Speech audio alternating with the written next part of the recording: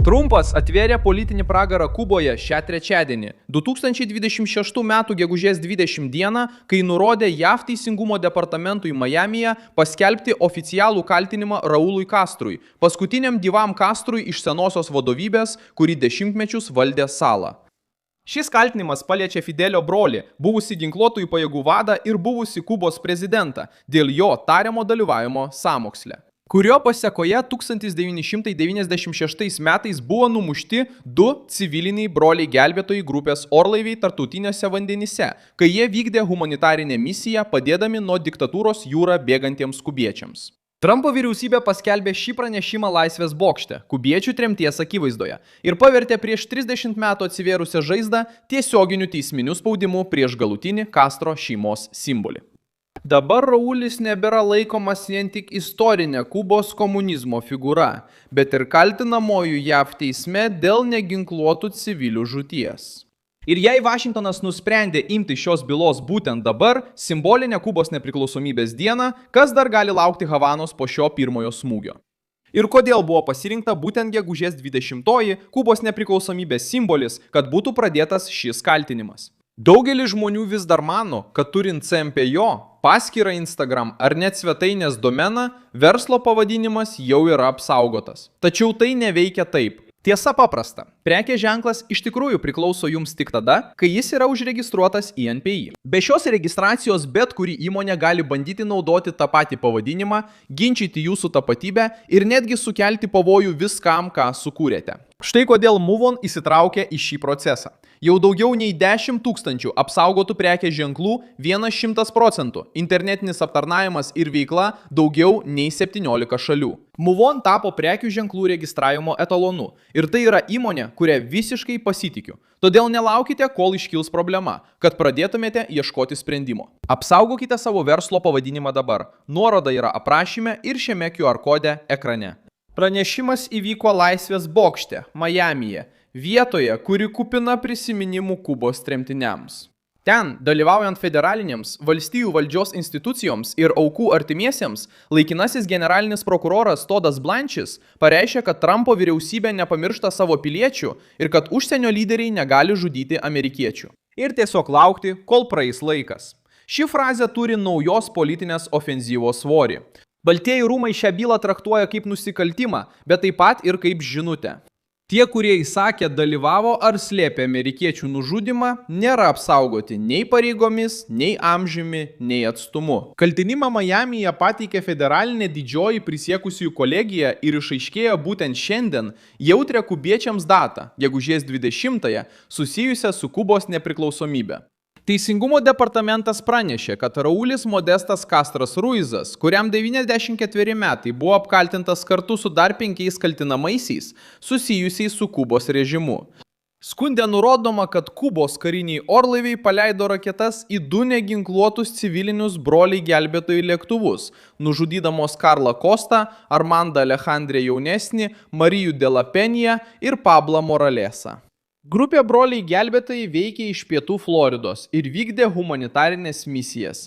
Jų užduotis buvo surasti kubiečius atsidūrusius pavojuje jūroje, žmonės, bandančius pabėgti nuo represijų saloje silpnomis valtimis.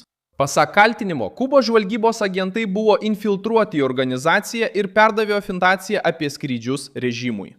Šis aspektas dar labiau apsunkina bylą, nes Vašingtonas tvirtina, kad tai nebuvo karo klaida ar maršruto painiava, o suplanuota operacija prieš orlaivius, civilius, kurie nekėlė karinės grėsmės. Raulis Castras minimas kaltinime, nes tuo laikotarpiu jis buvo Kubos revoliucinių ginkluotųjų pajėgų ministras. Teisingumo departamentas teigia, kad jo prižiūrima karinė vadovybės grandinė lėmė ataką prieš lėktuvus. Prokurorai taip pat teigia, kad savaitėmis prieš numušimą Kubos pilotai vykdė mokymus, kaip aptikti ir apsaugoti lėktuvus. Atakos dieną 3 lėktuvai pakilo iš Opalokos, Floridoje ir 2 buvo sunaikinti už Kubos teritorijos ribų. Trumpo sprendimas atveria politinį pragarą Havanai, nes iškelia bylą iš istorinės atminties srities ir pastato paskutinį Castrą prieš JAV teismą. Metus Kubos diktatūra šį įvykį laikė praeityje palaidotų klausimų. Dabar praeitis sugrįžo su bylos numeriu, oficialiu kaltinimu ir galimybė skirti iki gyvos galvos kalėjimą arba maksimalią bausmę, numatytą JAV įstatymuose už sunkiausius nusikaltimus. Teisingumo departamentas teigia, kad kaltinamieji laikomi nekaltais, kol teismas nepriims sprendimo, tačiau politinis žingsnis jau padarytas. Vašingtonas įtraukė Castro vardą į federalinį baudžiamąjį kaltinimą. Šis žingsnis taip pat atskleidžia skirtumą tarp ankstesnių kalbų apie suartėjimą su Kuba ir griežtos Trumpo pozicijos. Naujas kaltinimas nėra nei švelnus diplomatinis gestas, nei bandymas įtikti Havanai. Jis pateiktas platesnio spaudimo Kubos režimui kontekste, su sankcijomis, reikalavimais dėl politinių kalinių, kritika komunistų elitui ir vieša parama kubiečiams, kurie kenčia nuo nepritekliaus ir represijų. Reuters ir Associated Press šį atvejį apibūdino kaip stiprią JAV spaudimo Kubai kampanijos eskalaciją. Miamis buvo pasirinktas dėl aiškios priežasties. Mieste gyvena kubiečių bendruomenė, kuri iš arti pažįsta komunizmo eigą saloje. Daugelis tremtinių atvyko į Floridą praradę namus, šeimą, laisvę ir ateitį valdant režimui. Todėl paskelbti kaltinimus Vašingtone būtų turėję teisinę reikšmę, tačiau paskelbti juos Laisvės bokšte turėjo politinę ir emocinę reikšmę. Žinutė buvo perduota tiems, kurie dešimtmečius nešė šią bylą ir niekada nesutiko su versija, kad humanitariniai pilotai galėtų tapti istorijos išnaša. Prokuroras Jasonas Reidas, kalbėdamas Kindžioneso byloje, pabrėžė, kad laikas neištrina žmogžudystės. Ši kalba tiesiogiai smogė nebaudžiamumo teorijai, kuri daugelį metų saugojo Kubos vadovybę. Fidelis mirė 2016 metais. Tačiau Raulis ir toliau buvo laikomas įtakinga figūra sistemoje. Net ir nebūdamas prezidentu, jo vardas vis dar turi svorį salos politinėje ir karinėje struktūroje. Todėl šiandieninis kaltinimas liečia ne tik senyvą vyrą Kuboje. Jis paliečia Castro vardą, istorinį ramstį, kuris vis dar išlaiko didelę dalį režimo pasakojimo. Šis kaltinimas taip pat pastato Havaną į sunkią padėtį, nes orlaivių byla yra žinoma, dokumentuota ir prisimenama kubiečių amerikiečių bendruomenės. Tai nėra abstraktus įvykis. Aukų vardai buvo kartojami ceremonijoje, šeimos buvo ten. O Teisingumo departamentas pateikė kaltinimą kaip FTB darbo rezultatą. Federaliniai prokurorai, žvalgybos analitikai ir Floridos partneriai. Dabar prasideda pati jautriausia dalis – kaip atgabenti Raulį Castrą į Jungtines valstijas. Todd Blanche pripažino, kad Amerikos vyriausybė dažnai kaltina žmonės esančius už Jungtinių valstijų ribų ir kad egzistuoja įvairūs būdai patraukti juos atsakomybėn. Jis neatskleidė strategijos.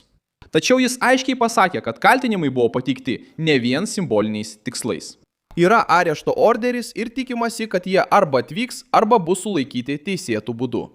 Iš esmės tai reiškia, kad bet kokia Raulio Castro ar kitų kaltinamųjų tarptautinė kelionė tampa nuolatinė teisinė rizika. Kuba sureagavo pavadindama šį veiksmą sufabrikuotu ir politiškai motyvuotu, tačiau toks atsakymas jau buvo tikėtasi. Režimas bando pateikti kaltinimus kaip išorinę agresiją. Nežino, kad procesas paliečia silpnąją vietą – senosios komunistų gvardijos nebaudžiamumo įvaizdį.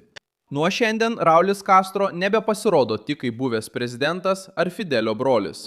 Jis pasirodo Jungtinių valstijų federaliniuose dokumentuose kaip kaltinamasis dalyvavęs sąmoksle, kuris baigėsi civilių žūtimi ore. Šis kaltinimas taip pat sustiprina Marco Rubio ir griežčiausią prieš Havaną nusiteikusio sparno vaidmenį Jungtinių valstijų politikoje. Rubijas, kubiečių kilmės, pasisako už tiesioginį spaudimą režimui ir elito patraukimą atsakomybėn, kuris valdo salą. Kaltinimas Rauliui Castro pasirodo tuo metu, kai Kuba susiduria su vidinė krize, elektros trūkumu, nepritekliumi ir politiniu nuovargiu. Žinutė kitoms regiono diktatūroms taip pat yra aiški. Baltieji rūmai sako, kad nusikaltimai prieš Jungtinių valstijų piliečius gali vėl būti svarstomi net ir po dešimtmečių. Tai gąsdina režimus, kurie įpratę manyti, kad laikui bėgant viskas išsisprendžia. Kubos atveju laikas neištrynė aukų vardų, neišsklaidė tremties pasipiktinimo ir neištrynė karinės vadovavimo grandinės politinio pėdsako, kurią Vašingtonas dabar nori patraukti atsakomybėn. Kitas žingsnis bus paversti kaltinimus konkrečiu spaudimu.